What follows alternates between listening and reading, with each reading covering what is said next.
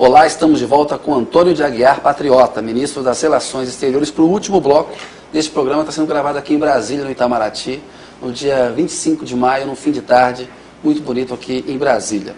Ministro Antônio Patriota, eu queria fazer uma pergunta para o senhor sobre a China, que eu acho que talvez o senhor discorde também, como discordou em relação àquela tese dos Estados Unidos, que é a seguinte: há uma tese também de que agora o Brasil passa por um momento de estremecimento na sua relação com a China, que o Brasil teria feito concessões comerciais muito grandes nos últimos anos, que essa relação teria sido mais vantajosa para a China. Empresários brasileiros acusam um risco de desindustrialização no Brasil, muito por competição com o produto chinês. Há um estremecimento com a China, ministro? Eu diria o seguinte: existem setores que realmente se preocupam com a entrada de eletrodomésticos, em particular, brinquedos, manufaturas produzidos pela China no mercado nacional, e o impacto que isso pode ter sobre a nossa indústria. É uma questão também de competitividade que precisa ser debatida. Mas, no conjunto, não nos esqueçamos que não só a China se transformou no nosso principal parceiro comercial individual, mas nós temos um superávit de 5 bilhões de dólares com a China. Então, não podemos argumentar que não nos estamos beneficiando com essa relação. A relação é benéfica para o Brasil. A crítica é que a gente exporta muito produto primário, commodities, exatamente. né? Então aí entra a conversa que nós estamos mantendo e aprofundando. Essa conversa foi mantida pela presidenta Dilma Rousseff com o presidente Hu Jintao, e o lado chinês, ele não rejeita a conversa, ele concorda. E, aliás, os fatos falam por si mesmos, né? Mais de 80% da nossa pauta exportadora é concentrada em 3 produtos: soja, minério de ferro, petróleo. O interesse aqui é diversificar e encontrar uma parceria que seja mais mutuamente benéfica, olhando para a evolução das duas economias nos próximos anos. Há poucos dias esteve aqui no Brasil o ministro do Comércio da China, que é um ministro muito influente. Ele veio chefiando uma delegação empresarial com características chinesas, porque na China o setor privado tem características de um país socialista, como nós sabemos, mas eu entendo que eles tenham realizado importantes negócios para procurar novos produtos brasileiros, e houve também, na própria visita da presidenta Dilma, já flexibilizações, por exemplo, que permitirão a importação de carne suína, e a China é o maior mercado no mundo de consumo de carne suína.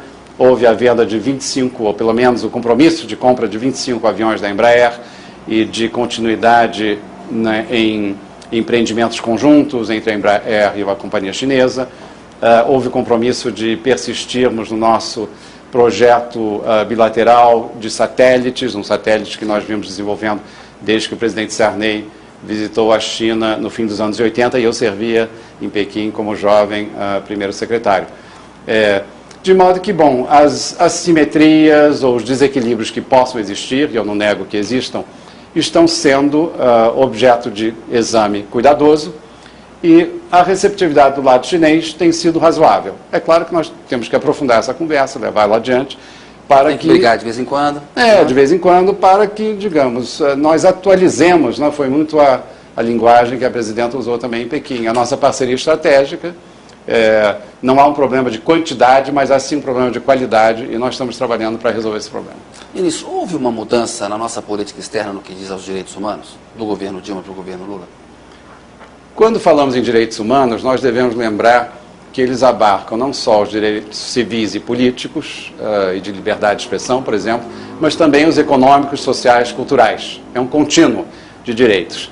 Um governo que tirou 28 milhões de pessoas da pobreza extrema, que criou uma secretaria para a promoção da igualdade racial, que criou uma secretaria para a promoção da igualdade de gênero, que transformou em ministério a Secretaria de Direitos Humanos, eu acho que demonstrou de uma maneira bastante visível o seu compromisso com os direitos humanos.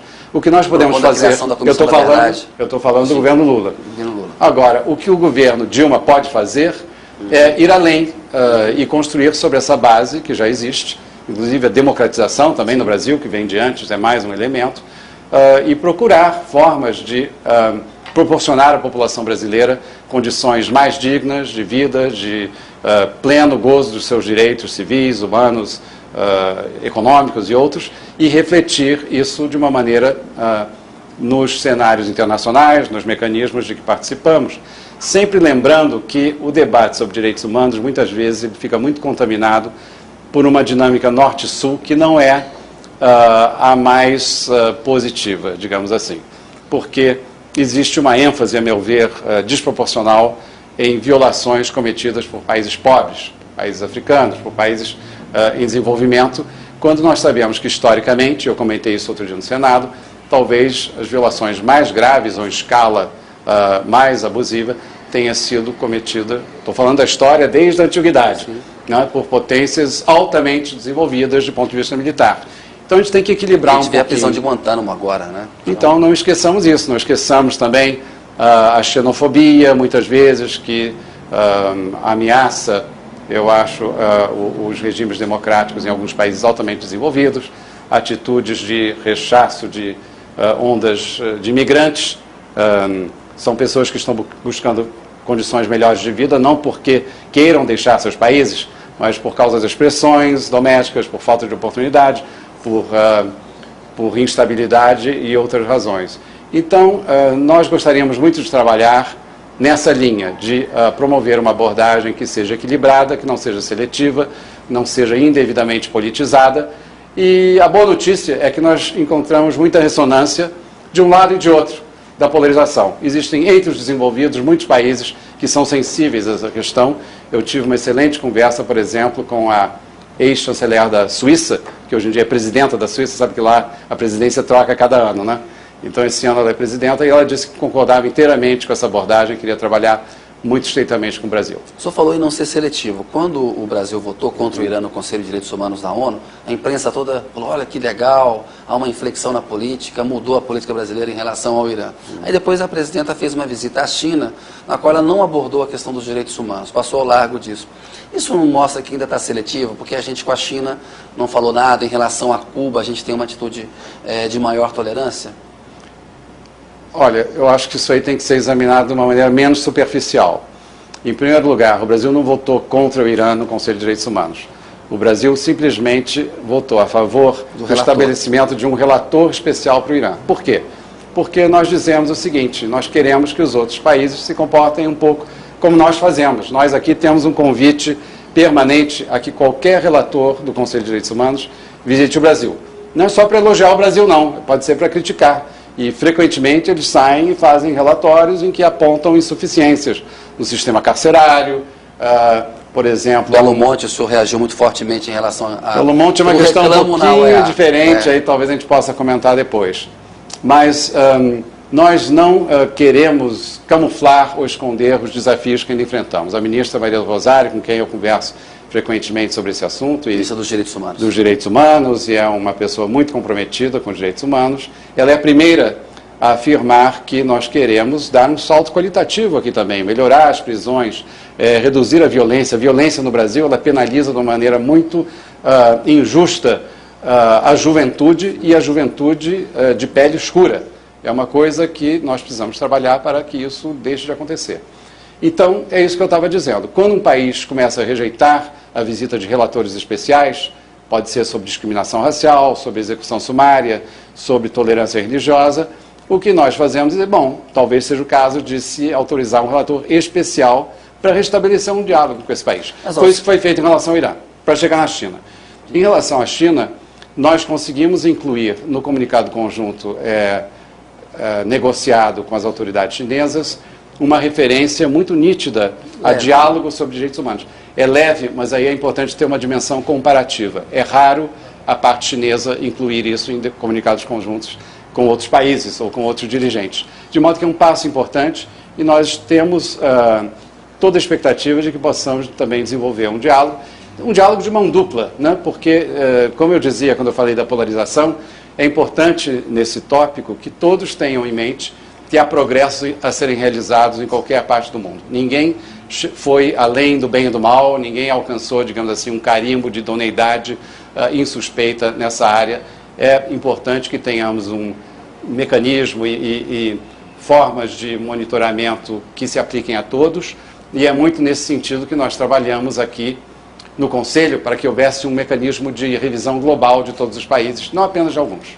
O Celso Amorim tem uma posição interessante nessa coisa do relator especial, que diz que é uma coisa muito grave, está colocando o país no banco do Celso. Portanto, não foi uma decisão trivial do Brasil, foi uma decisão muito dura em relação ao Irã. E ele argumentou num artigo dele na revista Carta Capital que isso dificulta, às vezes, o relacionamento que o Brasil, que o país pode ter com a outra nação, para, por exemplo, atuar ao evitar o enforcamento da Saquiné, a libertação de presos políticos, que se paga um preço também, quando um país como o Brasil, que tinha uma relação com o Irã, que se tentou, junto com a Turquia, intermediar aquele acordo nuclear, que se paga um preço de se perder uma interlocução clara para poder avançar nos bastidores assim, ministro. Isso acontece?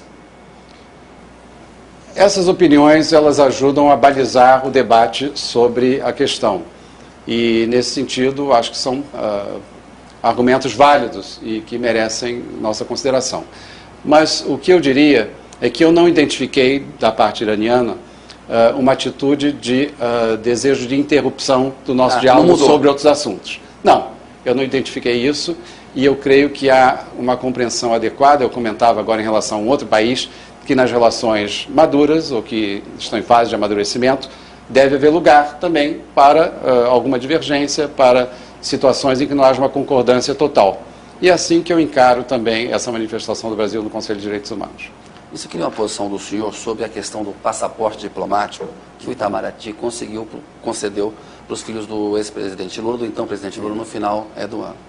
Na época, o Itamaraty disse que não existia ali elementos, né, que justificassem a concessão, porque, pela nota do Itamaraty, o passaporte é concedido a presidentes, vices, ministros, parlamentares, chefes de missões diplomáticas e tal. Que aquela não teria sido uma concessão devida. O senhor acha que foi um erro a concessão daquele passaporte? Pretende mudar a forma como passaportes podem ser concedidos para parentes de autoridades? Bom, nós afirmamos, isso até numa nota do Itamaraty, que consideramos que os passaportes concedidos até janeiro deste ano foram concedidos dentro da plena legalidade e observância das regras até então vigentes. Existia um critério de excepcionalidade que dava latitude ao ministro, de modo que ele atuou dentro da legalidade. Agora, em conversa com a presidenta Dilma, nós decidimos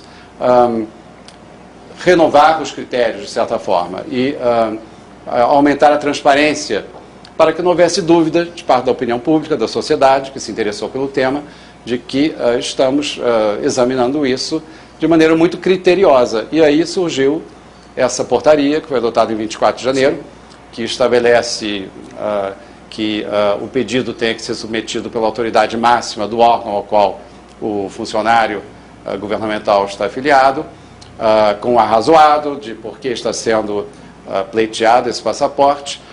Uma vez concedida, também será publicada de forma transparente a razão e publicado no Diário Oficial. De modo que eu acho que isso aí ajuda a dirimir dúvidas que possam surgir de parte da sociedade e estamos agora trabalhando dentro dessa nova normativa. Tem um novo presidente eleito no Haiti, tomou posse recentemente, a gente está com uma missão no Haiti. O senhor acha que será possível uma normalização da vida no país e uma retirada das tropas brasileiras que estão com o mandato da ONU para poder agir no Haiti? E em que prazo o senhor acha que isso pode acontecer, ministro? Em primeiro lugar, estamos muito satisfeitos com a eleição do presidente Martelly. Foi um processo que não foi inteiramente destituído de alguma turbulência, né, como vocês terão acompanhado. Volta do Aristide. Exigiu muita coordenação entre os países que, enfim, têm uma postura mais ativa no Haiti, com as Nações Unidas, com a OEA e outros organismos. Isso é uma boa notícia, em primeiro lugar.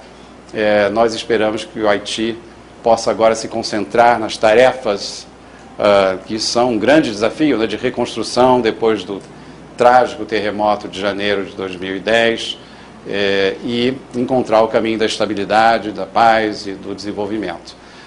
Prazo não tem, né? Na medida, o que eu ia comentar é o seguinte: esteve aqui conosco até para agradecer a liderança brasileira, a contribuição significativa das nossas tropas, o representante especial do secretário-geral da ONU para o Haiti, que agora encerra o seu mandato, o Edmond Millet, um guatemalteco, de quem eu até fiquei muito amigo, porque a minha mulher esteve representando a agência das Nações Unidas para a qual ela trabalha no Haiti durante 3, 4 anos, o período que eu estava em Washington. Eu viajei muito ao Haiti nesse período.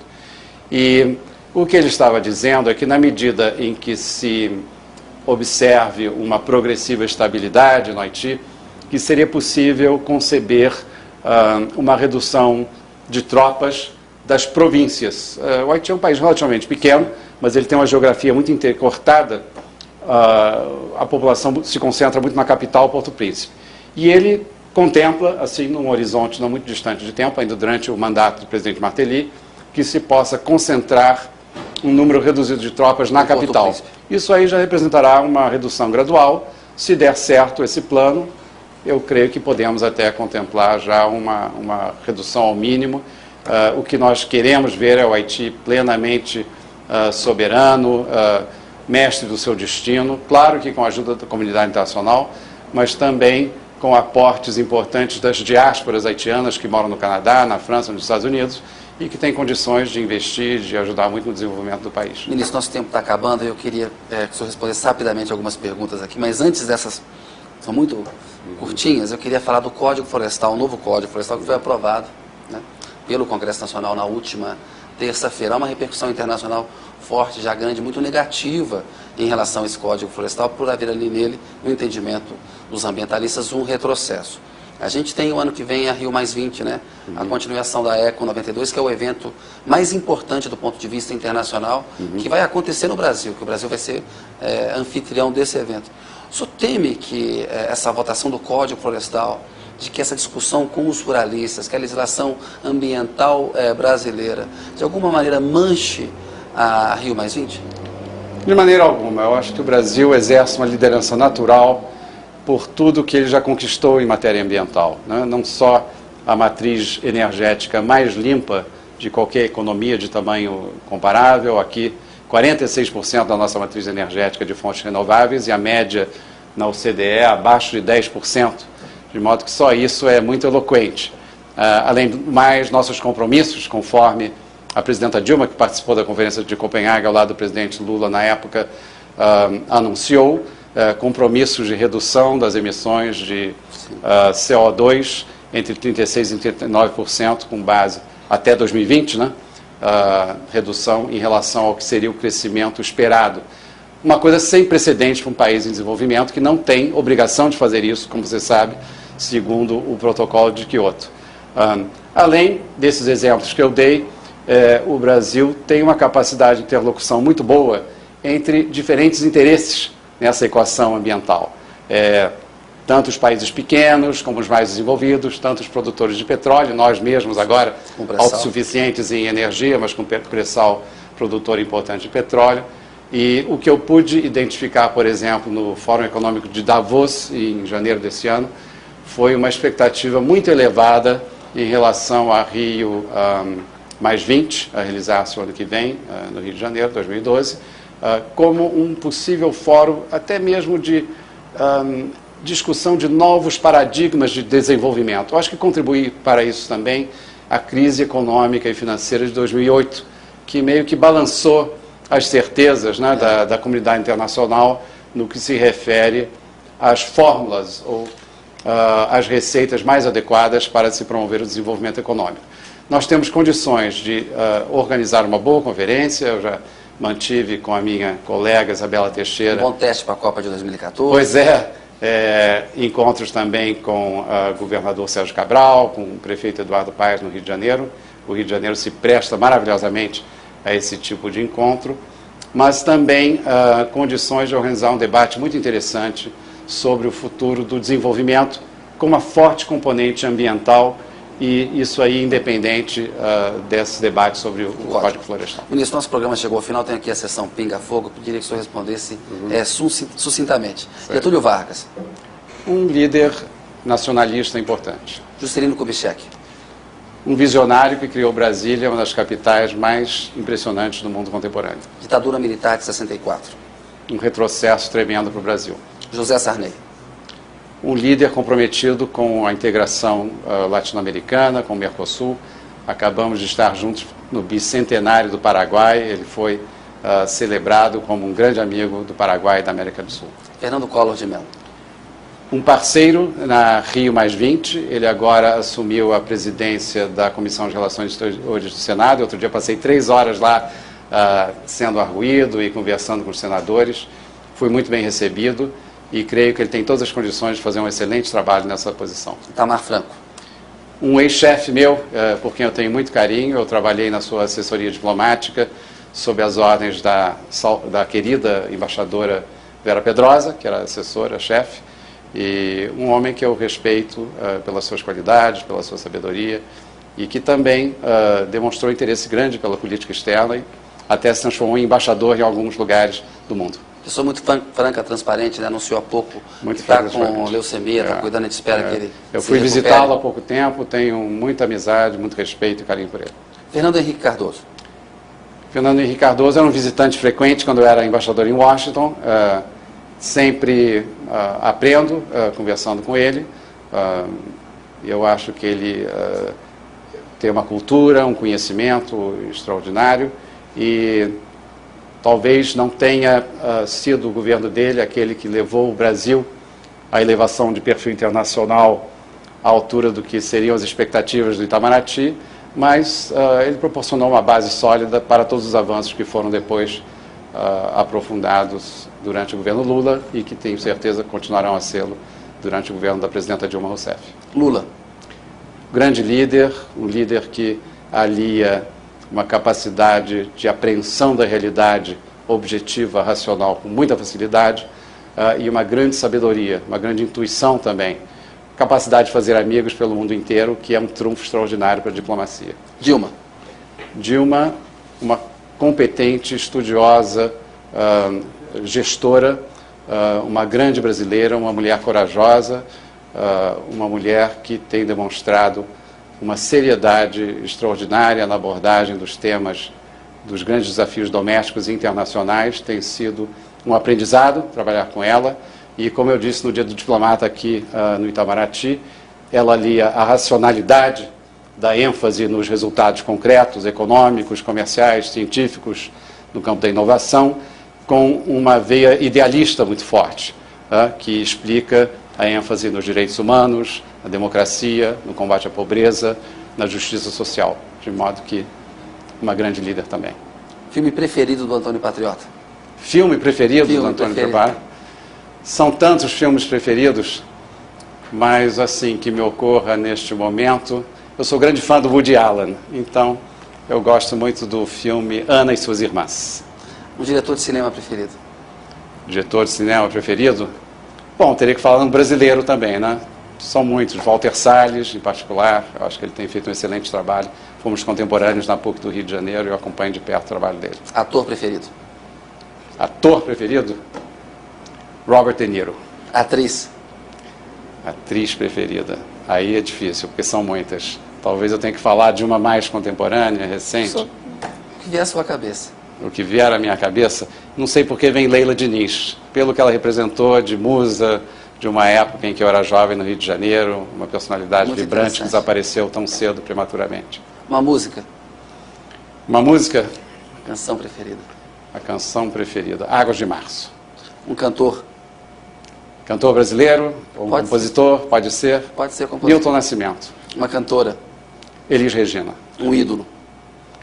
Um ídolo, além desses que eu mencionei, todos os brasileiros, Nelson Mandela. Um livro preferido? Livro preferido. Eu gosto muito de ler também, mas é difícil identificar apenas um. 100 Anos de Solidão.